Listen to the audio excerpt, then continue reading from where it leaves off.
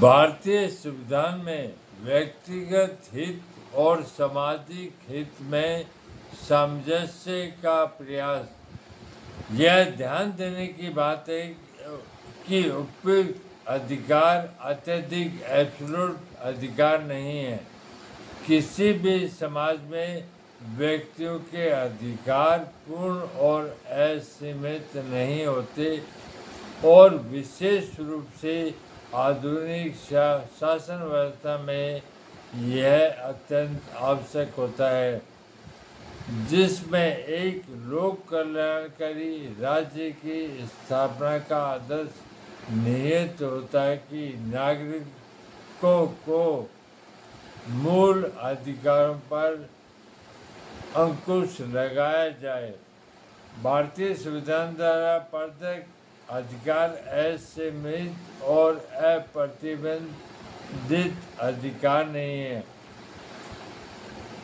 संविधान में इस बात का ध्यान रखा गया है कि व्यक्ति को ऐसी स्वतंत्रता न प्रदान की जाए जिससे कि समाज में अराजकता और अव्यवस्था उत्पन्न हो जाए।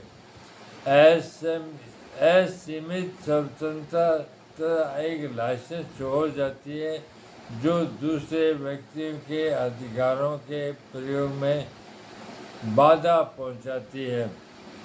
संविधान द्वारा प्रदत्त अधिकारों का उपभोग व्यक्ति समाज में रहकर कर सकता है और इसके लिए समाज में शांति व्यवस्था का होना आवश्यक होता है। जिस समाज में व्यक्तियों को असीमित अधिकार होंगे वहाँ अराजकता या अव्यवस्था होगी और व्यक्ति अपनी स्वतंत्रताओं का भोग नहीं कर सकेंगे। अधिकारों के असीमित और अनियमित प्रयोग से स्वतंत्रता ही नष्ट हो जाएगी। अतः यह आवश्यक है कि समाज में रहने वाला प्रत्येक नागरिक अपने अधिकारों के प्रयोग के साथ साथ दूसरे के अधिकारों के प्रति आदर का भाव रखे। यह तभी संभव है जब व्यक्ति के अधिकारों के उपभोग पर आवश्यक प्रतिबंध हो। कानून व्यक्ति के अधिकारों पर सामाजिक नियंत्रण की व्यवस्था करता है। ऐसी व्यवस्था में मुख्य प्रश्न यह होता है कि व्यक्तिगत अधिकारों पर सामाजिक नियंत्रण की क्या सीमा हो। यह स्पष्ट है कि यदि व्यक्तियों को असीमित अधिकार प्रदान कर दिए जाएंगे तो उसका परिणाम भी भयंकर हो सकता है।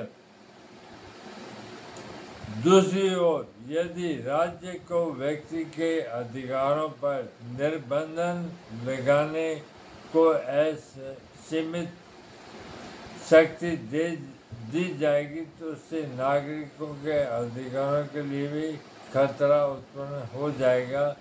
ऐसी दशा में यह आवश्यक होता है कि व्यक्तिगत हित और सामाजिक हित में सामंजस्य रखा जाए। किंतु महत्वपूर्ण प्रश्न है कि व्यक्तिगत हित और सामाजिक हित में संतुलन कैसे स्थापित किया जाए।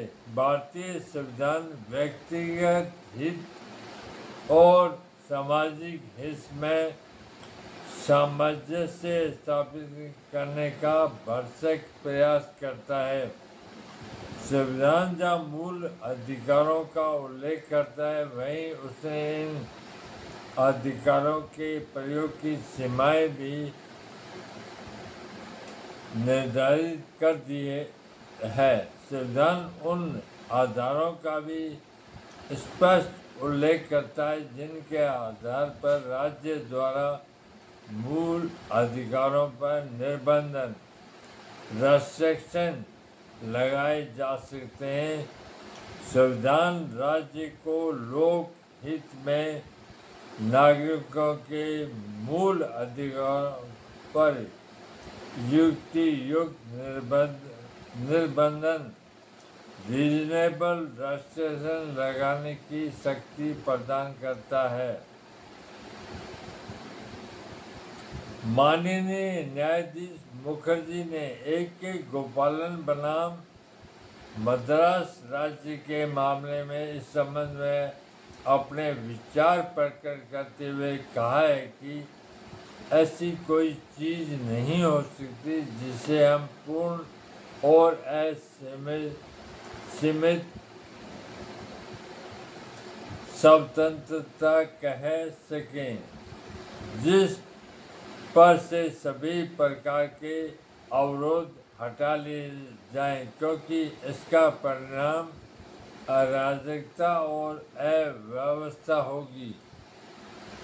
नागरिकों के अधिकारों के प्रयोग पर देश और विदेश की सरकारें ऐसे युक्ति युक्त निर्बंधन लगा सकती है जिससे वे समाज की सुरक्षा, स्वास्थ्य, शांति, व्यवस्था एवं नैतिकता के लिए उचित समझे, किंतु जहां व्यक्तियों के अधिकारों पर सामाजिक हित की दृष्टि से निर्बंधन लगाए जा सकते हैं, वही राज्य की सामाजिक नियंत्रण की शक्ति भी उचित सीमा निर्धारित होनी चाहिए, ताकि राज्य अपनी शक्ति का दुरुपयोग करके नागरिकों के अधिकारों एवं स्वतंत्रताओं का हनन न कर सके। सामान्यतः प्रत्येक व्यक्ति को इस बात की स्वतंत्रता है कि वह जैसे चाहे वैसे जीवन यापन करे, जो चाहे वह कहे, जहाँ चाहे वहाँ जाए, अपनी इच्छा अनुसार कोई भी पैसा या व्यवसाय करे या अन्य कोई भी कार्य करे जिसे वह बिना दूसरों की रुकावट के विधि पूर्वक कर सकता है। दूसरी ओर इन अधिकारों की सुरक्षा के लिए राज्य को इनके प्रयोग पर निर्बंधन लगाने की शक्ति भी प्रदान की गई है। इस प्रकार यह स्पष्ट है कि भारतीय संविधान व्यक्तिगत हित और सामाजिक हित में एक सामंजस्य स्थापित करने का प्रयास करता है।